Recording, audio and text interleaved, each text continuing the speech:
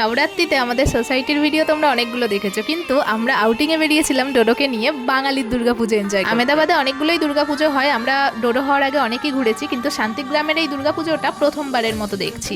কারণ ফ্ল্যাটে আসার পর এখানে 1 কিলোমিটারের মধ্যেই দুর্গাপুজোর প্যান্ডেলটা পড়ে, আর এটা ছিল নবমীর রাত। ডোডো আসার পর এটা আমাদের প্রথম দুর্গাপুজো, তাই আমরা চেয়েছিলাম এই মুহূর্তটা ফ্রেমবন্দি করে রাখতে। ডোডো রাজীবের কোলে একটু শান্ত থাকে, সেই জন্য রাজীবই কোলে নিয়ে ওকে ঘুরছে, আর এখানে এতটাই ভিড় হয়েছিল আমি ঢোকার সাহস পাইনি ডোডোকে নিয়ে। তারপরই আমরা চলে এসেছি ওএনজিসির দুর্গাপুজো দেখতে, আর এখানে তো মারাত্মক ভিড়। এখানে আমরা আগেও এসেছি। আহমেদাবাদের প্রত্যেকটা দুর্গাপুজোতেই দেখেছি প্রোগ্রাম হয়, বাঙালি শিল্পীরা এসে প্রোগ্রাম করে, আর এখানে তো অনেকক্ষণ ওয়েটিং টাইম, সেই জন্য ডোডোকে একটু দুধ খাইয়ে নিচ্ছি। আমরা যখনই বাইরে বেরোই ফর্মুলা দুধের বোতল ক্যারি করি। তারপরই আমরা ফুড কোর্টে চলে এসেছি, কারণ যত রকমের বাঙালি খাবার এই টাইমটাতেই আহমেদাবাদে পাই আমরা।